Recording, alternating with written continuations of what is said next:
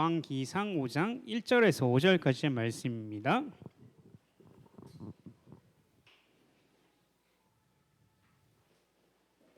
열왕기상 5장 1절에서 5절까지.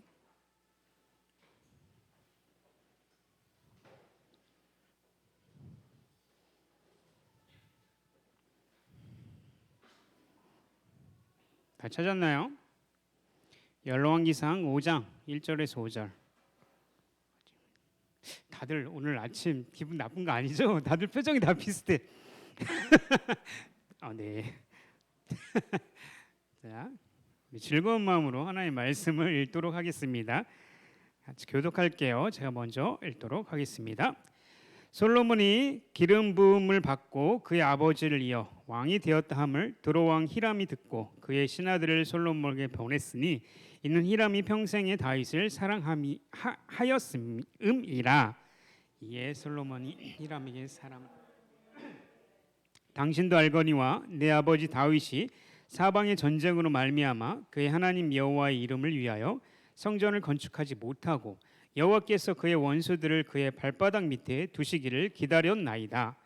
이제 내 하나님 여호와께서 내게 사방의 태평을 주심에 원수도 없고 재앙도 없도다. 함께 읽겠습니다. 여호와께서 내 아버지 다윗에게 하신 말씀에 내가 너를 이어 내 자리에 오르게 할 내 아들 그가 내 이름을 위하여 성전을 건축하리라 하신 대로 내가 내 하나님 여호와의 이름을 위하여 성전을 건축하려 하오니 아멘. 네, 강사님 기도하고 말씀 전하도록 하겠습니다. 하나님 아버지 감사합니다. 이 시간에도 하나님 말씀을 들으려고 합니다. 성령 하나님께서 우리의 가운데 더 임하셔서 우리에게 들을 길을 열어주시고 하나님의 말씀을 통해서 하나님의 말씀을 잘 이해할 수 있도록 하나님께서 인도하여 주시옵소서. 감사드리며 예수님의 이름으로 기도드립니다. 아멘. 네, 오늘은 열왕기상 말씀 가지고 하나님의 집을 짓겠어요 라는 제목으로 성전에 대해서 얘기를 해보려고 합니다. 자, 문제요. 우리 세상에서 이 지구상에 가장 높은 빌딩이 어떤 빌딩이죠? 오, 거의 비슷했어. 네, 빌딩 가장 높은 빌딩이 뭐죠? 아는 친구 없어요? 사실 강사님도 말씀 준비하면서 처음 알았어요. 옛날에는 엠파이어 빌딩 하면 가장 높았다 뭐 이랬는데 지금은 거의 비슷해요. 정답 보여주세요. 네, 이게 뭘까요? 부르즈 할리파라는 건물이에요. 이게 세상에서 가장 중동 두바이에 있는 이 건물이라고 합니다. 하나만 더 넘겨줄래요? 네, 엄청 높아요. 이게 거의 한 900m 정도 된다고 하더라고요. 그래서 한국이 아니라 거의 전 세계적으로 가장 이거 뭐야 이거 내가 나오네. 네, 전의 사진. 네, 가장 높은 건물이에요. 네. 그런데 이 위키백과의 강사님이 이거를 검색해 보니까 이렇게 이 건물을 소개하고 있어요. 이 건물을 보면서 강사님이 이 건물에 대해 소개하는 글을 들으면서 어떤 생각이 드는지 한번 봐요. 자, 부르즈 할리파는 세계에서 가장 높은 건물일 뿐만 아니라 전례 없는 국제 협력의 장이며 진보의 상징이자 새롭고 역동적이며 번영하는 중동의 상징입니다. 또한 세계에서 두바이의 역할이 커지고 있음을 보여주는 확실한 증거이기도 합니다. 30년이 채 안 되어 이 도시는 지역 중심에서 세계 중심으로 탈바꿈했습니다. 이러한 성공은 석유 매장량이 아닌 인간의 재능과 독창성과 진취성에 달려 있는데 부르즈 할리파가 그 비전을 구현한 것입니다. 라고 이 부르즈 할리파의 건물에 대해서 설명하고 있어요. 이 글귀를 읽는 동안 우리 친구들 무슨 생각이 들어요? 윤수 아무 생각 없는데요. 이 건물 강사님 이 건물을 보자마자 와 대단하다. 뭔가 되게 좋은 기술이에요. 와 좋아요. 네, 옆에 여기 옆에 요거 네 부르즈 할리파. 오늘 이것만 생각나는 거 아니야? 그렇죠? 네. 네. 이걸 보면서 근데 사람은 특이하게 뭔가 자신의 이름을 내거나 뭔가 자신의 업적을 내기 위해서 엄청난 건축물을 항상 지어요. 그게 사람의 특징이야. 특별히 이런 높은 건물을 지으면서 항상 거기에다가 상징성을 부여해요. 우리가 얼마나 대단한 민족이냐, 아니면 이 부르즈 할리파를 30년이 안 된 중동은 항상 그거잖아요. 석유로 돈 먹고 산다 이런데 이런 것이 아니라 우리는 인간의 잠재적인 능력으로 이와 같은 건물을 올릴 수 있는 그런 충분한 능력이 갖고 있다라는 것들을 이야기해요. 그만큼 큰 건물에는 그만큼 그들의 이름을 드러내려고 하는 특징을 가지고 있다라는 거죠. 근데 마찬가지로 오늘 보면은 솔로몬이 성전을 짓는 내용이에요. 물론 솔로몬은 전무잖아요. 전에도 그런 왕이 후에도 그런 왕이 없었고, 그 당시에도 그 모든 그 문화의 중심엔 항상 솔로몬 이 성이 있었어요. 그만큼 거기 중동의 모든 것들은 다 솔로몬의 이 성에 관련된 건데, 근데 이제 솔로몬이 자기 성을 짓고 나서 하나님이 거하실 성전을 짓고자 했다라는 거죠. 그것은 단순히 이 성전을 통해서 솔로몬 내가 얼마나 위상이 높으냐 이거를 목적으로 한 게 아니라 하나님의 이름이 이 성전에 있다. 그래서 하나님의 이름이 얼마나 크시냐라는 거를 드러내고자 그 목적을 가지고 하나님의 성전을 지으려고 했다라는 거예요. 그러니까 좀 다르죠. 자신의 이름을 드러내기 위한 목적이 아니라 하나님의 이름을 드러내기 위한 성전을 건축하려고 했다는 거예요.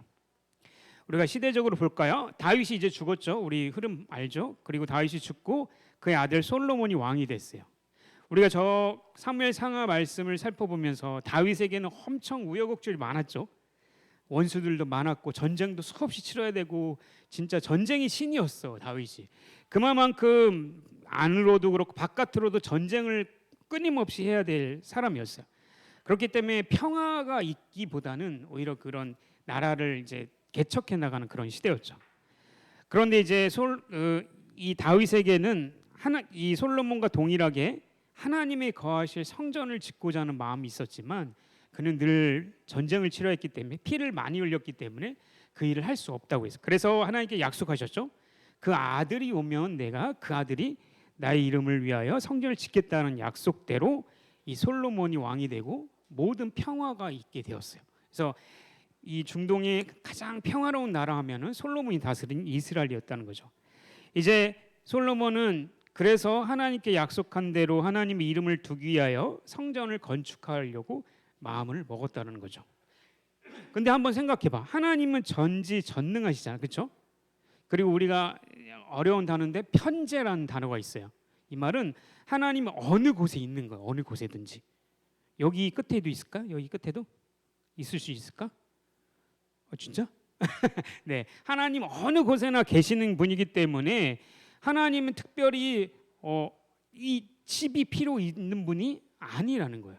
그런데도 분명히 오늘 말씀에 보면은 하나님의 거하실 집을 짓는다라고 이야기하는 거죠.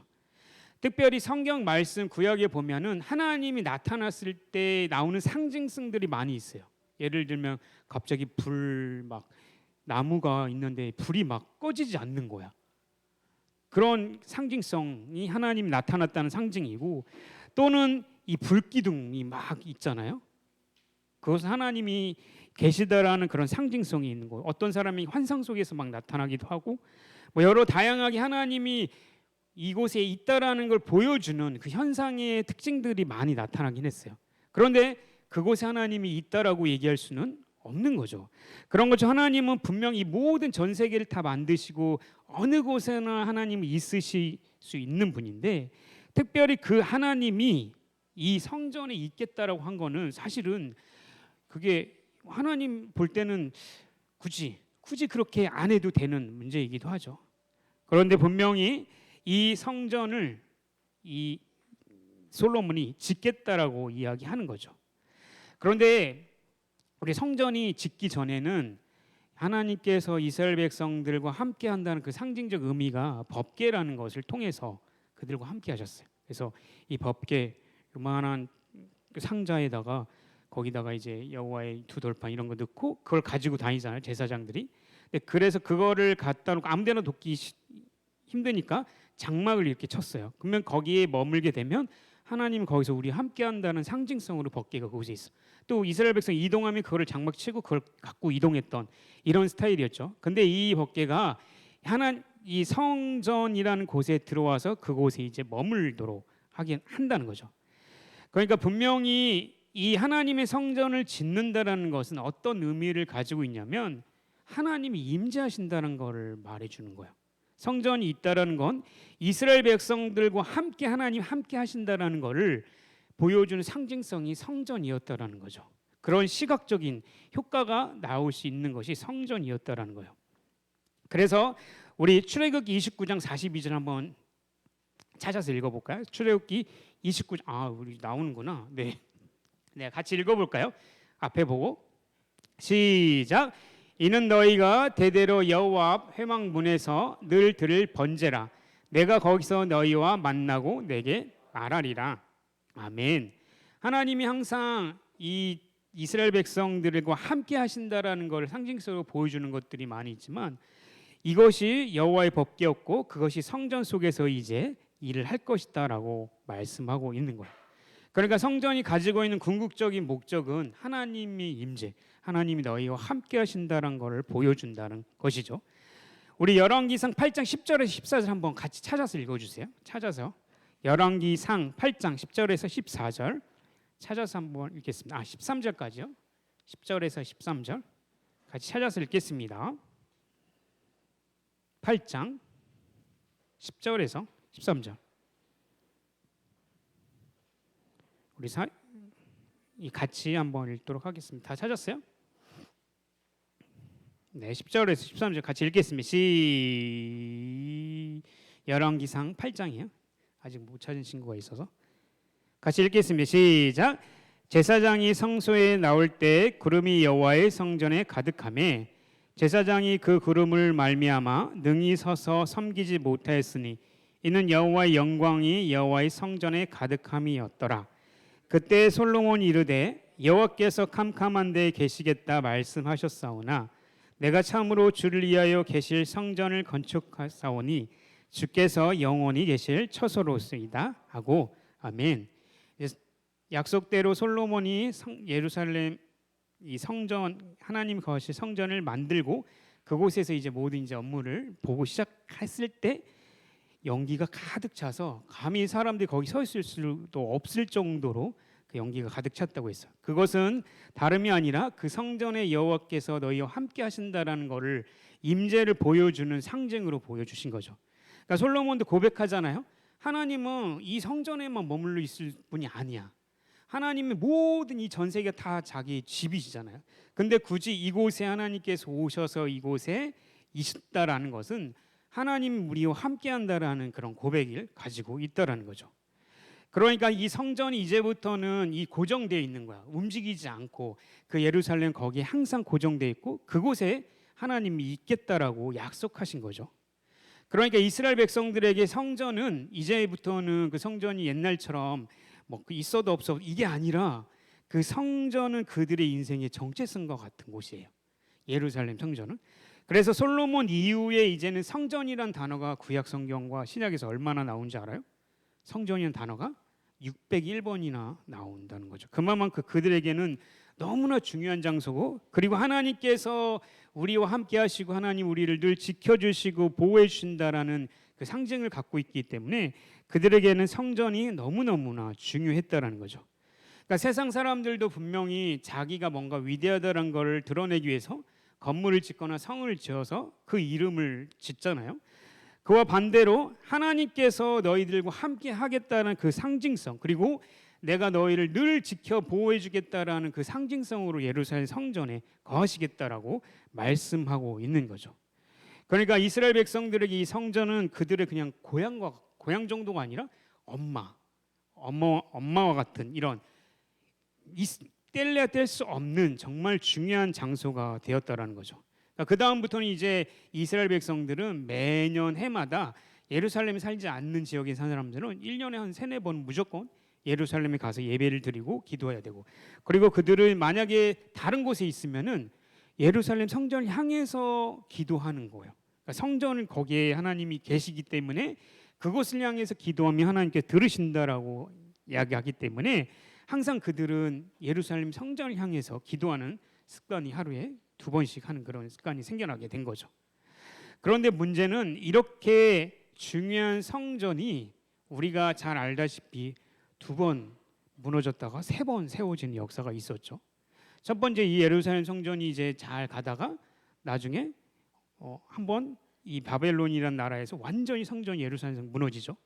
우리가 생각하는 지금 알고 있는 성전은 사실 예루살렘 성전이 아니에요. 그리고 나서 우리 에스더 말씀 있잖아요. 에스라 느헤미야가 다시 와서 포로에서 다시 돌아와서 성전을 다시 세웠어 한 번. 그리고 나서 그게 이제 쭉 가다가 로마의에서 한 번 더 무너졌어요. 완전히 무너지고 그리고 나서 우리가 이제 기억하고 있는 신약의 예수님께서 가르치는 이 성전은 헤롯이라는 왕이 세운 성전이 우리가 기억하고 있는 성전이죠. 그것도 세워졌어. 근데 그것도 어떻게 됐죠? 결국은 완전히 예수님 말씀대로 돌 하나 돌 위에 남지 않고 다 무너져 내버려 버렸죠. 그러면 지금 우리가 예루살렘에 가면 있는 그 성전은 뭐야? 그건 지금 우리가 말하는 성전이 아니고 그거는 이슬람 성전이에요. 그 자리에 그대로 이슬람 성전이 세워져 있고 우리 머릿속에 성전하면 그 이미지가 떠오르죠. 근데 아직도 유대인들은 이스라엘 사람들은 그 성전의 자리에 가서 예배를 드리고 그곳에서 기도해요. 남아있는 게 뭐 남아있는 줄 알아요? 성벽 조금 있는 거 거기에 가서 그거에 대고 기도하고 이런 전통이 계속 남아있게 된 거죠. 근데 문제는 분명히 하나님께서는 이 성전에 함께 하신다고 했지만 이 성전 자체의 하나님이다. 이 성전에 뭔가 능력이 있다. 이 성전에 뭔가 이 환상적인 게 있다라고 얘기하지는 절대 않으셨다는 거죠. 그래서 이 성전이 있다라는 건 하나님이 너희들과 함께 하신다라는 그 하나님이 함께 하신다는 그 상징적인 의미라는 것을 잃어버리면 건물이 그냥 하나의 종교적인 형태로 변해버리는 거죠. 그래서 예수님께서는 그렇게 말씀하셨어요. 내가 너희와 함께 하겠다라는 그 증거가 뭐냐? 나의 이름이지 않느냐? 그래서 우리 한번 찾아볼까요? 마태복음 1장 23절 띄워주세요. 마태복음 1장 23절 앞에 보고 같이 읽겠습니다. 시작. 보라 처녀가 잉태하여 아들을 낳을 것이요 그의 이름은 임마누엘이라 하리라 하셨으니 이를 번역한즉 하나님이 우리와 함께 계시다 함이라. 아멘. 그래서 하나님이 우리와 함께 하신다라는 걸 성전의 기능이었다면 이제는 그 기능을 하실 수 있는 분이 누구냐? 예수님이다라고 말씀하시는 거예요. 그래서 예수님께서 제자들과 함께 다니실 때 그런 얘기를 했잖아요. 너희들이 이 아름답다 하는 이 성전 다 무너질 거다. 그러나 내가 내 몸으로 이 성전을 세울 거다라고 말씀하고 계시죠. 그래서 요한복음 2장 18절에 21절 띄워주세요. 제가 읽어주겠습니다. 띄워주세요. 이에 유대인들이 대답하여 예수께 말하기를 내가 이런 일을 행하니 무슨 표적을 우리에게 보이겠느냐? 예수께서 대답하여 이르시되 너희가 이 성전을 헐라 내가 사흘 동안에 일으키리라. 유대인들이 이르되 이 성전은 46년 동안 지었는데 내가 3일 동안 일으키겠느냐 하더라. 그러나 예수는 성전된 자기 육체를 가리켜 말씀하신 것이라. 아멘. 그러니까 사람의 손으로 지은 이 성전이 아니라 예수님께서 이제 이 몸으로 너희들에게 이 성전을 세우겠다. 그 말은 예수님을 믿는 사람들에게 하나님이 너희와 함께 하신다라는 그 약속의 말씀을 주셨다라는 거죠. 그러니까 이제는 우리가 예루살렘 성전에 굳이 가서 그곳에서 기도하고 예루살렘 성전 거기서 꼭 이런 의식들을 행하지 않아도 예수님을 믿는 믿음이 있는 사람들은 하나님이 너희와 함께 하신다고 하셨기 때문에 그곳이 성전이다라고 말씀해주고 있는 거죠. 이것이 우리 친구들이 들을 때는 그 당연한 것이 이렇게 얘기하잖아요. 근데 지금 유대인들에게 가서 이 얘기를 하잖아요. 우리 돌을 던져요. 말도 안 되는 소리 하지 말라고. 그 사람들은 여전히 지금도 예루살렘 성전에 가서 기도해야 되고 그곳에서 예배해야 된다고 생각하는 거죠. 그러니까 예수님을 믿지 않는 거죠. 그래서 에베소서 2장 21절 22절 이거 중요하니까 한번 찾아주세요. 에베소서 2장 21절과 22절. 에베소서 2장 21절과 22절 신약이에요. 예수님이 왜 이 말씀을 하셨는지 에베소서 2장 21절 22절 다 찾았나요? 에베소서 2장 21절 22절 같이 읽겠습니다. 한 목소리 시작. 그의 안에서 건물마다 서로 연결하여 주 안에서 성전이 되어가고 너희도 성령 안에서 하나님이 거하실 처소가 되기 위하여 그리스도 예수 안에서 함께 지어져 갔느니라. 아멘. 그러니까 너무너무나 명확하게 예수님께서 뭐라고 하셨냐면 너희들이 나를 믿으면 너희들 하나하나가 성전이다라고 얘기하는 거예요. 우리가 여기 모여 있는 건 왜 여기 모여 있는 거죠? 예수님을 찬양하고 예수님을 고백하기 위해서 모인 거잖아요. 그러니까 우리 친구들이 하나하나 모인 그곳, 예수님을 믿는 친구들이 모인 곳이 바로 성전이다라고 얘기하는 거예요. 그러니까 더 이상 건물이 아니라 우리 한 사람 한 사람이 성전이다라고 말씀하고 있는 거예요. 그리고 나서 성령 하나님이 예수님 믿으면 성령님 우리와 함께 하신다고 했잖아요. 그러면 너희들이 성전이다라고 얘기하는 거죠. 그러니까 우리가 성령님께서 우리 함께 하신다, 성령 충만하다 얘기하는 것들은 우리의 삶에서 하나님을 사랑하듯이 이웃을 사랑하는 마음과 태도, 행동으로 주위 사람들에게 착하고 선한 행실을 하는 그런 하나하나에 하나님의 성전으로서 기능을 다하고 있다라고 말씀하고 있는 거죠. 그렇기 때문에 우리가 모여서 이렇게 하는 것들이 그냥 하는 게 아니에요. 이것이 얼마나 우리에게 축복이고 그리고 하나님이 늘 우리와 함께 하신다고 하니까 우리 친구들이 그냥 모인 게 아니잖아요. 그렇죠? 네. 옆에 보면서 한마디 해주고 싶지만 네. 그래서 근데 이제 주의해야 될 게 있어요. 우리가 성전이라고 얘기했을 때 분명히 더 이상 교회나 아니면 이 성전을 눈에 보이는 것들을 이제 우리는 더 이상 집중하지 않아요. 그런데 우리는 가끔 가다가 이런 얘기 듣죠. 교회를 가리켜 막 성전이라고 얘기하잖아요. 그리고 여기를 강대상이라고 강사님 어렸을 때 되게 궁금했어. 강대상 올라가면 무슨 기분이니까 올라갔더니 장로님한테 엄청 혼났어요. 거기는 거룩한 성전 강대상인데 어디를 올라가 이렇게 해서 엄청 혼났거든요. 근데 나중에 그거를 정말 성경 읽으면서 보니까 우리가 눈에 보이는 성전이 이제 더 이상 아니고 우리가 예수님을 믿는 한 사람 한 사람이 성전이기 때문에 건물 자체에 자꾸 성전이다 이렇게 하는 것들은 그런 것들은 사실 잘못된 표현들인 거죠. 정말로 우리가 예수님을 믿는다면 더 이상 건물에 집착할 수 없는 거예요. 그러니까 눈에 보이는 이 성전에 자꾸 조심해야 된다. 어떻게 강대상이 한번 이런 얘기들은 사실은 이거를 자꾸 눈에 보이는 성전으로 여기기 때문에 더 엄밀히 말하면 예수님께서 이미 모든 것을 이루셨기 때문에 예수님이 성전으로서 역할을 하셨기 때문에 그분을 믿는 믿음이에서 위배된다는 사실인 거죠. 그러니까 우리 눈에 보이는 것들로 자꾸 시각화시켜서 만드는 것들은 이런 오류들을 범할 수 있다는 거죠. 그러니까 성전에서는 말씀에서는 분명히 얘기하시죠. 우리 예수님을 믿는 한 사람 한 사람이 성전이고 그리고 우리 안에 성령님이 계시면 그 사람이 성전이다라고 얘기하는 거죠. 그렇기 때문에 우리는 이런 것들을 조심해야 돼요. 사람은 너무나 연약하기 때문에 십계명에서도 그렇게 하나님 말씀해서 하나님에 대한 형상을 자꾸 만들어서 이게 하나님이다라고 하는 것들을 하지 말라라고 얘기하신 거죠. 예를 들면 이런 거예요. 물론 사람들 다르게 생각할 수 있죠. 여기 보면 항상 우리 있던 게 뭐 있죠? 뭘 걸어놓죠 여기다가? 그렇죠. 십자가를 항상 걸어놓잖아요. 근데 하나님께서는 예수님께서 성전이 되었고 이 모든 것들을 완성하셨기 때문에 우리 눈으로 자꾸 이런 시각화를 만들어놔서 이게 예수님을 상징하는 거야라는 걸 하지 말라라고 하신 거예요. 그리고 하늘이나 땅에 있는 것든 어떤 물건이든 동물이든 어떤 우리가 집착하는 것을 자꾸 형상화하지 말라고 말씀하는 거죠. 그러니까 우리가 교회 자체 건물에 너무 집착하고 건물에 이런 벽에 보면은 막 진짜 예수님 상 막 그려놓고 뭔가 이렇게 홀리하게 만드는 것들을 보면 사실은 예수님께서 이미 완성하신 성전을 자꾸만 우리는 건물적인 성전으로 만들어가기 때문에 이러한 것들을 매우 조심해야 된다고 말하는 거죠. 그러니까 우리가 정말 중요한 것은 우리 친구들이 예수님을 진짜 믿느냐, 믿는 믿음 안에서 서로가 세워자는 것이 그게 성전이고 그것 가운데 하나님 함께 하신다고 말씀하셨기 때문에 믿는 우리 친구들이 바로 성전이 되어 가고 있다는 거죠. 그러니까 에베소서 2장 말씀대로 예수님께서 머리가 되시고 그의 몸을 이루는 우리 친구들 한 명 한 명을 통해서 하나님이 말씀하신 함께 하신다. 그 성전의 의미를 각각 이루어가고 있다라는 것이죠. 그렇기 때문에 베드로전서 2장 9절 마지막으로 찾아서 읽고 마무리하겠습니다. 베드로전서 2장 9절. 베드로전서 2장 9절. 네. 베드로전서 2장 9절 찾도록 하겠습니다. 베드로전서 2장 9절 찾아주세요.